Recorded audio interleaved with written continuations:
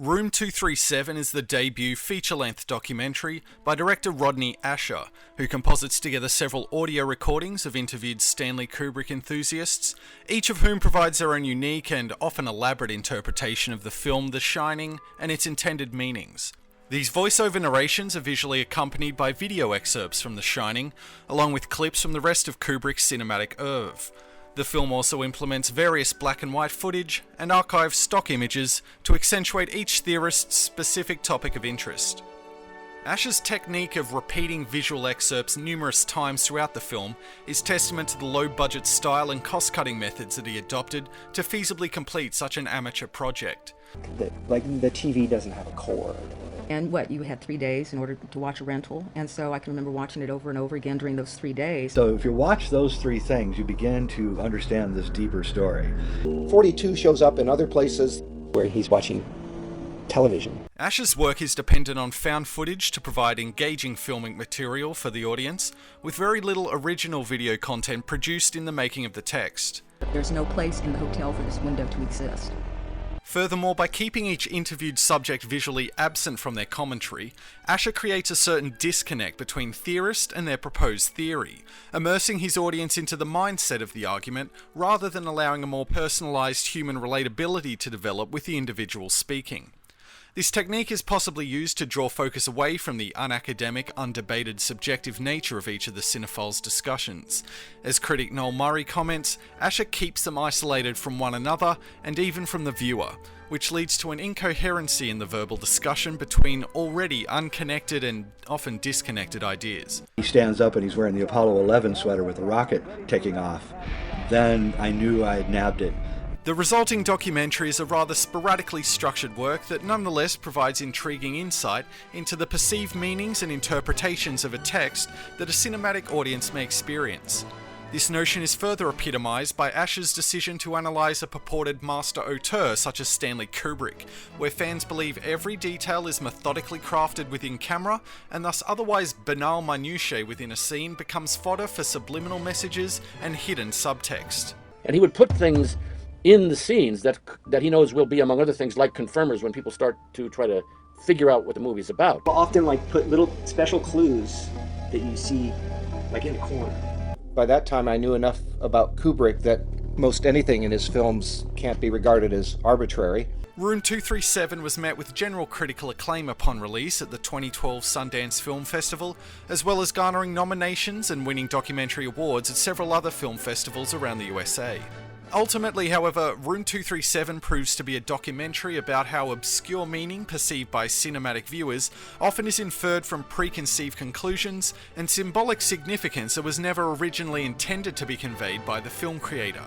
In the words of author Julian Rice, many of the current critics think in different terms than Kubrick thought when he was making those films. They think in a different vocabulary, and they have different concerns. I was born at 11:12 p.m. 11 plus 12. 23. My birthday, 2-3. Driver's license, social security number. It's all 23. Seven's the key number here. Think about it. Right. Seven 11s? Yeah. 7 dwarfs? 7, man, that's the number. Perhaps Ascher had a deeper level to his cinematic work all along. Let's take another look at the concept of the documentary, one which invites film viewers to formulate interpretations from the latent symbolism and subliminal visual methods that filmmakers incorporate into their movies to communicate subtle meaning. The titles used throughout Room 237 adopt the same blue colour and font as the Shining credits, acting as a lead motif of Kubrick's style throughout the documentary. Ascher thus wishes to place his text under the same level of scrutiny as that of a Kubrick film. Rodney is an anagram of yonder. Ascher is an anagram of search.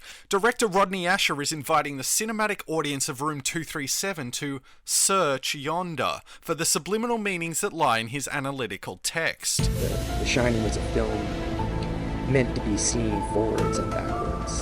The first interview subject that we are introduced to is journalist Bill Blakemore. Or is that blame, kill, bore, the modus operandi of a man who wishes to cast blame on white men for every Native American kill, whilst also being a total bore for the audience in the process? I can even remember the seats we were sitting in. If I went back to the theater, I could point them to you. Sort of near the back and over to the left. As we were driving up out of the car park, I was sitting in the back left seat. However, the footage chosen to accompany this commentary clearly depicts a man sitting up the back right seat of a cinema and sitting in the back right seat of a car.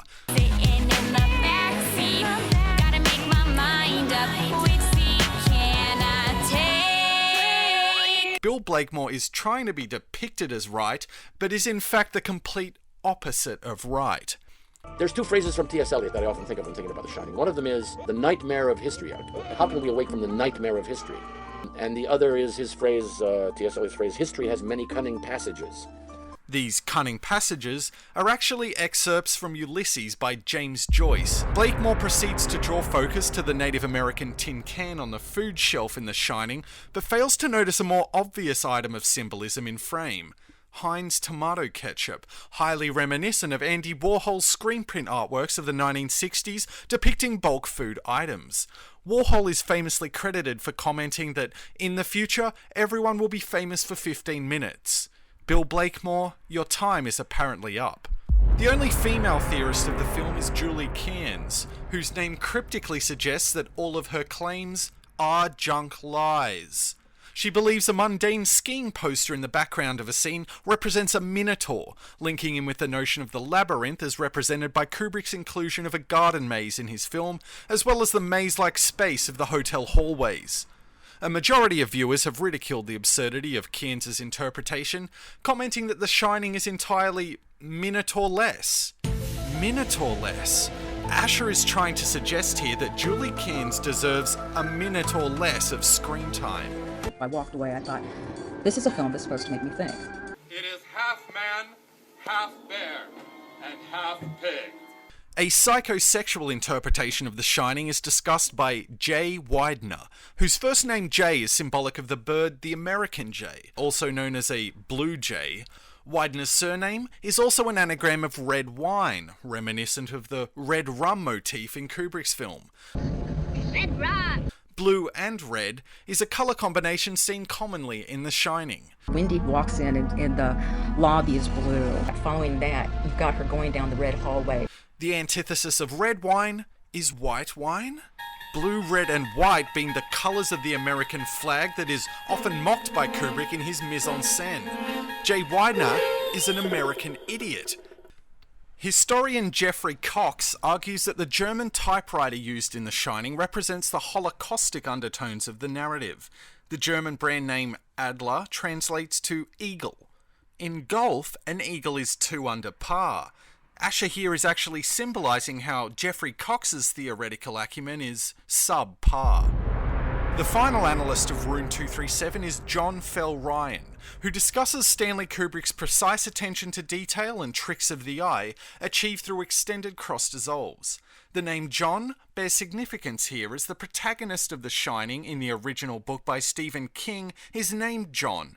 Here's Johnny! John may in fact refer to cinematographer John Alcott, who collaborated with Stanley Kubrick on his films 2001: A Space Odyssey, A Clockwork Orange, Barry Lyndon, and The Shining. John Fell Ryan is thus Ascher's homage to the fact that cinematographer John Alcott shot Ryan O'Neill for the Kubrick film Barry Lyndon.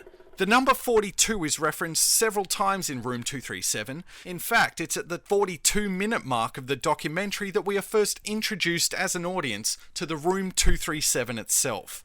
It is noted in the Roman Catholic Church that 42 is also the year that biblical character Saul was blinded on the road to Damascus and became Paul the Apostle. Ascher is representing his interview subjects as being blind in the way they derive meaning from a meaningless source of light. In Stephen King's book, the room number is 217 as opposed to 237. Alphabetically, 2, 1 and 7 spell out the word bag. Room 237 is therefore not his bag. And what Kubrick is saying in that scene is a big F-U to Stephen King. An interesting visual hypothesis is explored by superimposing The Shining backwards over itself to comment upon the additional layer of meaning that can be derived from being completely backwards. When we do this with Room 237, we experience a chaotic mess. Ascher creates a chaotic mess. Kubrick repeatedly references the name of the building as the Overlook Hotel. Perhaps this is his way of telling the audience that they should overlook any continuity errors or inconsistencies and stop trying to derive additional meaning from them.